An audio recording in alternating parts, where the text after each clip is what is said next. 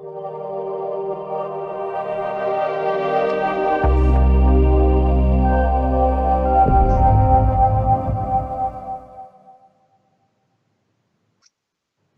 and welcome. I am Dr. Joanne Lisosky, author and journalism educator, and today we are speaking with Leyla Yunus, Azerbaijani human rights defender and the director and founder of the Institute of Peace and Democracy, which began in 1995 in Azerbaijan.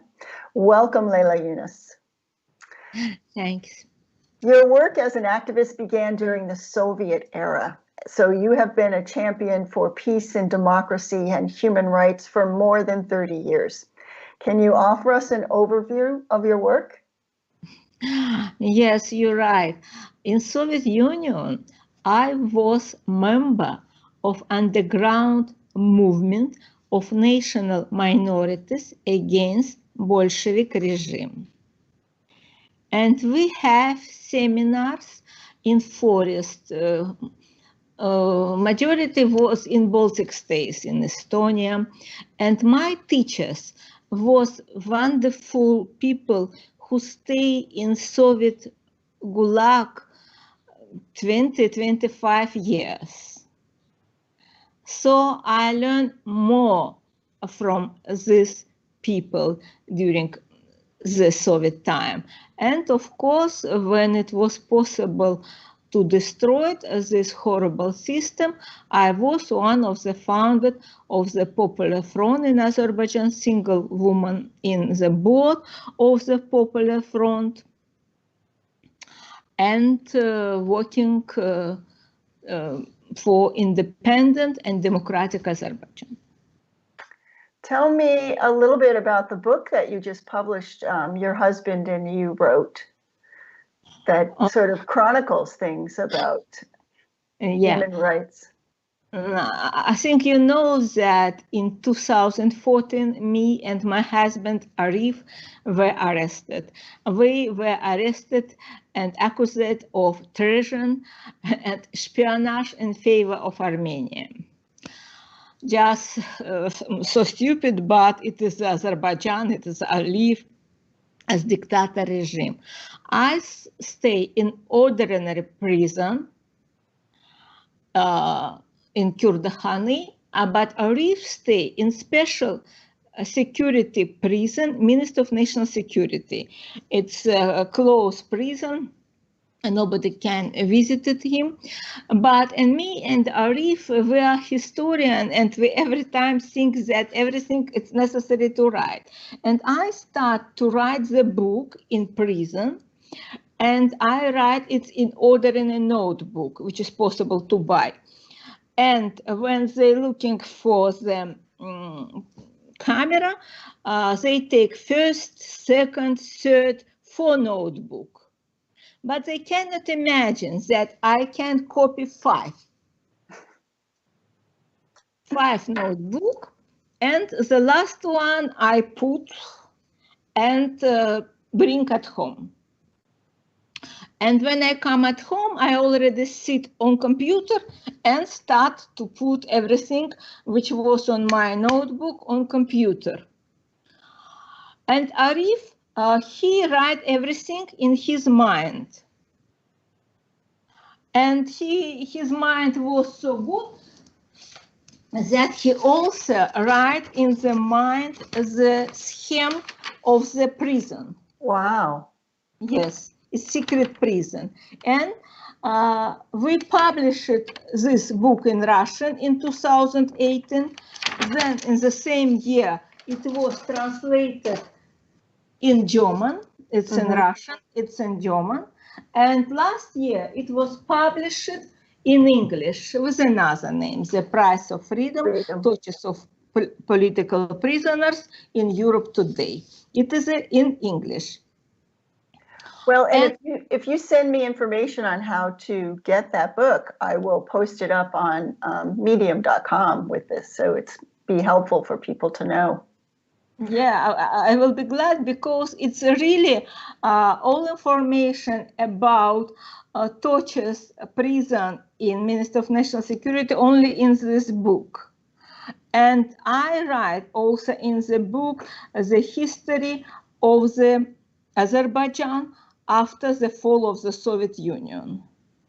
And you know, not only government are very angry with this book, but also some representative of so-called opposition, because I have information who was with the Heydar Aliyev agency in Popular Front.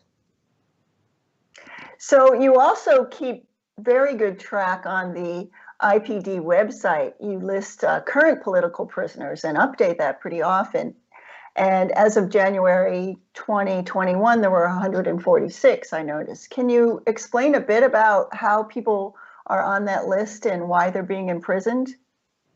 Yes, you're right. The list of political prisoners, it's our job, my job about 30 years. I every time working with this and very careful, give attention for this. In January this year, it was 146 political prisoners who stay in prison. And they are divided for 8 groups. Who are these groups and who are these people? Group number 1, journalists and bloggers. Today in prison, 7 persons.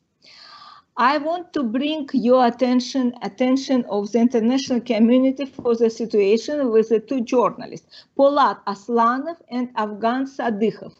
Today, they stay in prison in just horrible situation.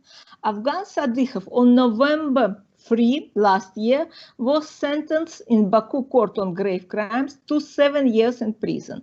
Polat Aslanov was sentenced on 16 November last year in the same court to 16 years in prison. 16. Both these journalists have a hunger strike. And Afgan Sadykhov fell into coma already in January, 31st of January. I spoke also with another journalist, Polat Aslanov. She told us that his horrible situation, he is very unhappy, not only unhappy, because he demanded that he is not national traitor. He received 16 years in prison as a traitor and spion of Iran, spy of Iran. Frankly, I have no idea how to help this journalists. They are not guilty, but in Azerbaijan there are no freedom of speech. There are freedom of speech in constitution, but in reality no freedom of speech at all. If you criticize not only Ilham Aliyev, but if you criticize somebody in government, minister, prosecutor office, you will go to prison. It's very important to draw the attention of the international community to these cases. These journalists can simply die in prison. They are already very sick, ill, and this time in COVID, in pandemic, it's difficult to bring attention and to invite a special rapporteur on political prisoners from Strasbourg to Baku and so on. But these 2 journalists, frankly, can't die. In Azerbaijan, it is not something, oh, die. It's regularly people die. I put the photos of the people who die in prison after tortures in book. Group number 2, it is the members of opposition parties and opposition movements. And today there are 7 persons. Now you understand why they are arrested. Group number 3 was arrested after the rally in Baku in July 14, 15 last year. Today is just 5 persons. In July, it was arrested more than 40 men. But 21 men have been placed under house arrest on 17 November last year in Baku City Sabail District Court, and 50 men have been placed under house arrest on December 7 last year. So today it stay only 5%. It's group number 3. Group number 4, it's peaceful believers. Today, it's 46 persons. I must to say that during last 15 years, this group is the biggest group in our list. You know, in Azerbaijan, all time it was Christian, Jewish, Muslim, Sunni, and Shia, and they always lived in peaceful. We have no conflict between Sunni and Shia. It's possible that one family was Shia and Sunni. But after Gaydar Aliyev started horrible repression, and then Ilham Aliyev continued, the orderly opposition became very weak. And Islam became very popular in recent years. The number of peaceful believers began to grow, and Ilham Aliyev began to afraid of them. And these repressions which he organized against believers, he started in Nardaran village near Baku, where the historical places, historical mosque, it's coming for horrible, what it's doing is horrible, and it's forced radicalization of the peaceful believers. We try to explain it. Arif writes several books about Islam in modern Azerbaijan, but he continued to arrest it and put people in prison for 20 years. 5 groups, it's convicted in Terter case. It's a very interesting case, we must spoke. In my list is just 25 names with all information when they were arrested. No, as usually, I put all information in the list. But in reality, I think that it is not 25, it is maybe more than 50.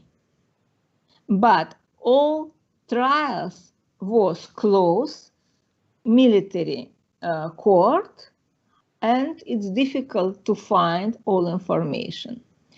And group number 6 convicted in Ganja case, so-called Ganja case. Today it's 41 persons. Who are these people?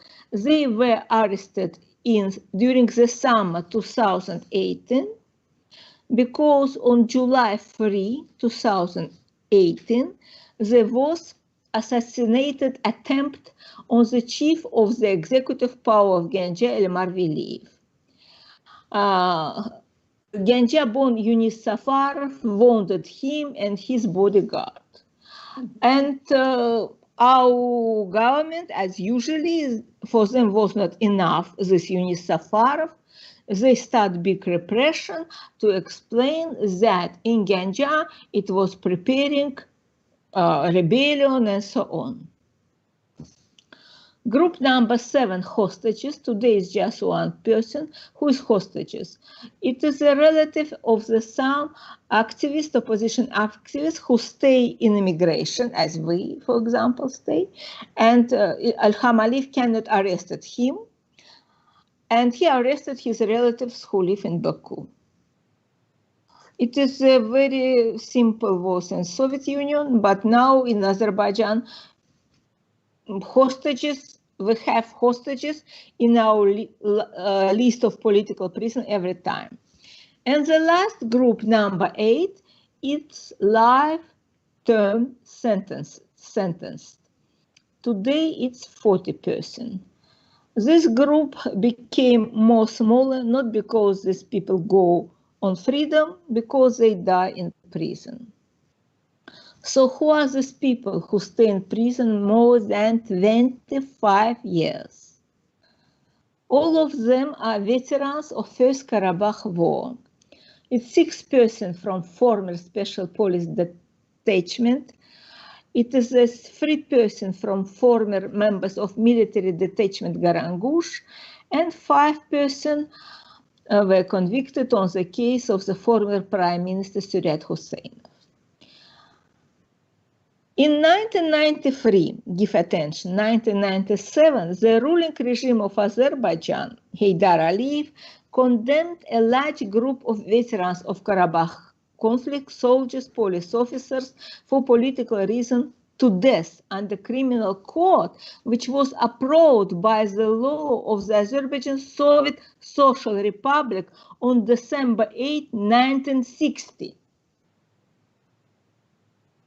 And all these people who was arrested in 93, 96, they was tortured, somebody died in prison before the trial, and all of them received death penalty. The new criminal code of Azerbaijan Republic, Independent Republic, which provides for the punishment of life imprisonment, entered into the force in 2000. The old criminal code, which was in force until 2000, did not provide for life imprisonment, but for the death penalty and maximum term of 15 years of imprisonment. Therefore, by legislation, all persons sentenced to death penalty before 2000 should have to replace the penalty to 15 years of imprisonment or judge again, new trial again. It's not legally lawful for them to replace the death penalty for life imprisonment without trial and court verdict on the basis of the decision of parliament. But they did. When Azerbaijan joined to the Council of Europe in 2001, our Institute for Peace and Democracy present a list of 716 political prisoners. We give this list to the Council of Europe experts who visited Baku. This list included also mentioned above 14 people. All of them were founded for political motives. You know, the Aliyev's regime cannot exist without political repressions, and repressions is always accompanied by terrible tortures, and we must just gather all this information. Leyla, the information that you're gathering is so important, and it just is so vast. Thank you for collecting this and putting it at one depository on your website, the Institute for Peace and Democracy. I do have a question about one case, Oktay Gulaliyev, a rights defender. There's an investigation, or supposedly there's an investigation into why he was denied medical treatment. The family really wants more information on that. Do you have any more developments, or how do you feel regarding this case? You know, we gathered information. We're working with the colleagues in Baku. Of course, try to working on the ground. For today, we understand that when Oktay Gulaliyev was bringing by the driver to the hospital, his situation was not so horrible. He can speak, he can also walk, and this in this head was just 3 millimeters. I don't know in English. So, 3 millimeters, we know that. Yes, 3. Yes, 3. And if he will be operated immediately, it can be escaped from coma and so on. But he stayed in hospital, and then next day he was taken for another hospital. And only after 17 hours, when this in his head became 90 millimeters. Mm-hmm. Wow. And now when his lawyer and family apply to the prosecutor office to investigate why the doctors was so prosecutor office refused. The driver received 3 years, not in prison, but will stay in somewhere in provinces for 3 years under control of police. But about the doctors and why they wait so many hours, no investigation, no result of investigation. And you know, in Azerbaijan, they try to use all kinds of possibilities to keep silent the critic voice. I think that my colleagues will gather all information also from prosecutor office, and we will be analysis and put on website of our institute. Maybe next month we will see. Good. Thank you for gathering information on that case. It's one of interest to us here. Yeah. You also have worked extensively with Azerbaijani refugees or IDPs from the First Karabakh War. Now, what is being done regarding these refugees? It seems like the Russian peacekeepers appear to be concentrating on Armenian displaced people. What can be done to assist the Azeri IDPs today? Russian troops stay, it's possible to say that, on the territory of Armenia. Not Armenia, but the territory of in Azerbaijan where live Armenians. And this territory, there are villages and so on, which was not destroyed during the Second Karabakh War. And the Armenians who escaped from their houses to Armenia, from the Karabakh, they, with the support of Russians, can return home. And they return and live. Others who escaped from their houses, they escaped not during the Second World War. They escaped during the first, not World War, sorry. I know what you mean, Karabakh War. But during the first Karabakh War. And these provinces, 7 provinces, Zagdan, Fizuli, all of them was destroyed. And today is not possible for Azerbaijan refugees to return. It's need time. First of all, it's necessary to clean the territory from landmines. We read regularly that the people who start to walk on the territory died because of landmines. And then it's necessary time for build the new buildings and so on. So I think it's several years will spend that the Azerbaijani refugees will return on these 7 provinces. It's necessary time. So we'll keep our eyes on that issue, I think, is something to deal with in the future.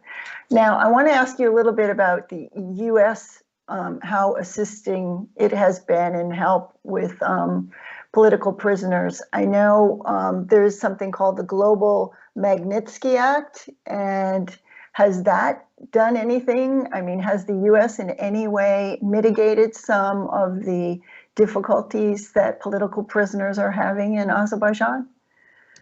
Thank you very much for this question. It's very important. When I first time read about Magnitsky Act, Magnitsky list, I think, oh, great, it's possible to put in this list the name of the horrible people, really criminals, in our prosecutor office, Minister of Internal Office, and so on, judges who put people in prison. And because of this, on our website of Institute for Peace and Democracy, we're preparing the special file with the name of criminals in power. And here it is the judges. We put all names and also biography of judges who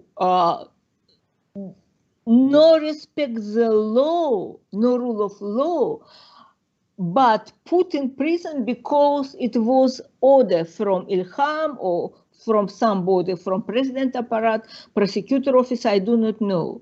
For example, me and Arif was put, so it was funny, but we on freedom, but people stay 20 years in prison because of these judges. And our idea, our great wish was that these people, because we do not put just the name, we give all explanations that, for example, Seidov, Mirgafar Seidov, he himself, he is a colonel of police, he himself taught young people, Giyas, Ibrahimov, and so on. We put all information. And idea is that the people from this, our website, will be taken in Magnitsky list. When I met with the European diplomats or United States, I told that, come on, what are you doing? Your citizens pay tax, as all in Europe and United States. And where does this money go? You know where go your money? They organize the special seminars in France, in United States, for these judges, for this, bastards. Your money go to organize a wonderful holiday for these criminals in power. And not one time. They invited them. The chief of the horrible Gobustan region, Avtandil Agaev, he himself beat people in prison. No. It's necessary that they will put in Magnitsky list. It's necessary that it will be prohibited to receive any visa to come to United States, Schengen visa. It's necessary that their names was famous. Why we put these names on the website and all information in English? But no attention. Our dictator also are very welcome.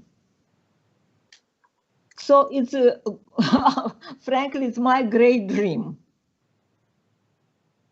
that these criminals, these people who killed people, tortured people, put them in prison, did not enjoy the life. Well, I think that maybe some more dissemination of in the Western world and in Europe and in the US, more information about what this Magnitsky Act and list does and how effective it could be if it were following its real mission. So thank you for your information on that. Now, in 2014 and 15, you and your husband, Arif, were arrested, and you talked about this earlier, and you spent 1 year and a half in prison where you were severely beaten by guards and attacked by your cellmate. And when you were released from prison, you said that you were turned into prison dust. What an amazing image. You have a way with words. I appreciate that. After all your work for political prisoners, did prison change you? How did it affect you, being in prison? What I said, it's not my world. It is my favorite writer, Alexander Solzhenitsyn. Yeah, know who that is. He told about this, so I just repeat his words. Our time in prison was really horrible, but more horrible was situation with Arif. Mm-hmm. Because he visited Armenia for peaceful solution, for diplomacy, people diplomacy, and they touched him and beat him very horrible that he signed that he working for Armenia. And he write about this in this book. You know, it's very difficult to stay in prison. We are about 60. When you are young, maybe it's more easy. But when you are 60, it's more difficult. But it's difficult physically. Why, for example, we come in Netherlands. When we come home in home arrest, after prison, Arif, first of all, need medical support. Me too. And Arif visited different hospitals, state hospitals and private hospitals. And he just told that I need some support, Rengen and so. And the doctors, all doctors in all hospitals in Baku said, no, no, no, no, you are spy, no, did not come. Doctors. And just this German doctor who came to visit us with the support of European Union, Dr. Witt, who saved our life, he helped, he came to help, and then when we come in Netherlands, we go to German and stay in Charité Hospital. So physically it was very difficult. But what, as a mentality, I understand that it necessarily struggle with horrible regime each day. Each day, and when this Aliyev's regime stay in my motherland will never independent. And these people will live as slaves, as they live now.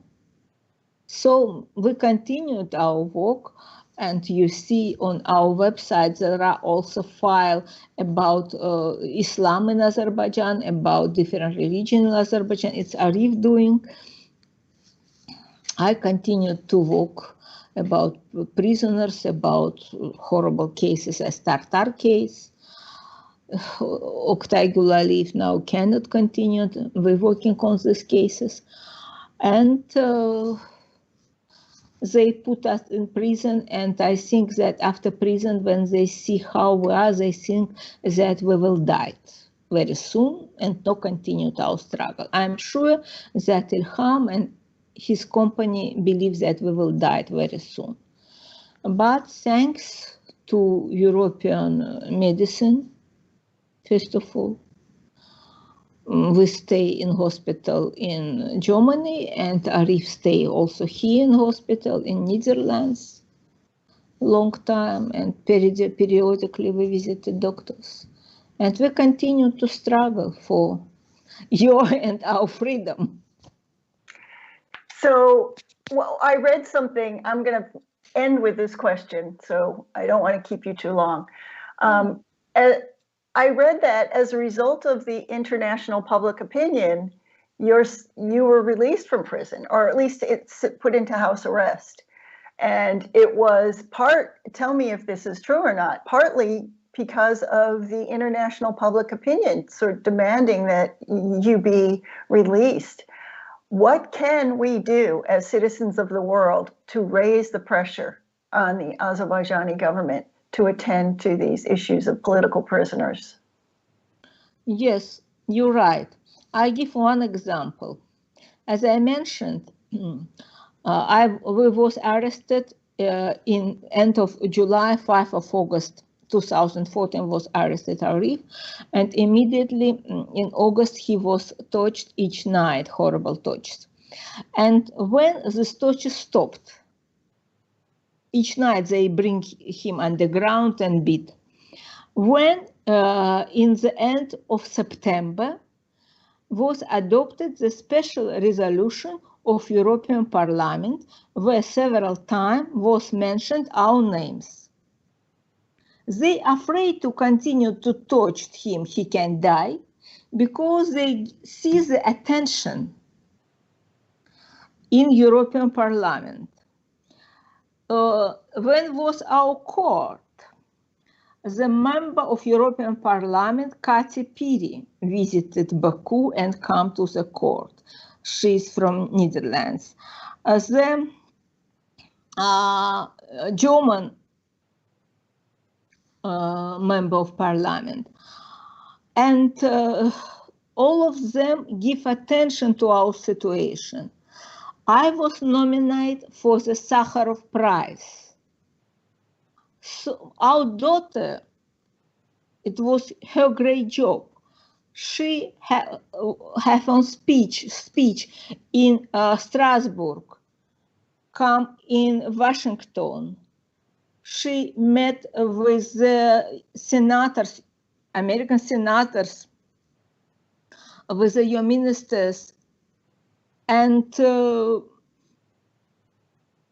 she bring attention to this. When I met with your diplomats, they told that when your daughter have a speech in big rooms, you know, it was so kept silent that we see that nothing, everybody just listen her. So after her great activity of the International Human Rights Organization, it was attention to our case, and Ilham Aliyev really afraid that if we will die in prison, it's not good for him in his position in international community. Yeah. So when the international community shines a light on these oppressive regimes, things change. Yes, it's for individuals, and you're doing that with your website and your book, The Price of Freedom. Yes, you're right. You're right. The aim of this book to show the real situation in prison, in country, to show what how this country has no future. When we write about, and I write about peaceful believers, he put them in prison. It's forced radicalization. Tomorrow we can go by Iran way if all of us die and so on. This Ilham Aliyev, it is a dangerous situation not only for South Caucasus. It's dangerous also we see Central Asia and so on. You see, Georgia and Armenia have possibility flexible to improve, but Azerbaijan, no, not at all. Well, thank you so much, Leyla Hamen, and I appreciate your time. And again, thank you for this wonderful discussion about human rights and political prisoners. And I encourage the viewers to check out your website, the Institute for Peace and Democracy, and also I hope you put up on your website how to get the book as well. It's a good idea, thank you.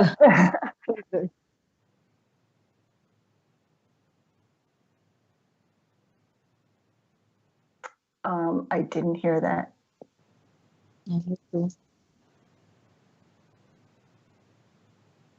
Oh, right. When you say that this country does not have future, you mean just the regime, not the people. Of course, but yes. with this regime, it is not independent and so on future, because he repression, and people became as a slaves. And we know from all history what was with the countries with dictator regime. It is a lot of examples in history how dictators broken the future of country. So we're talking about the regime and not the people. So thank you so much for your information, and I hope to talk to you again soon. I will be glad. Thank you.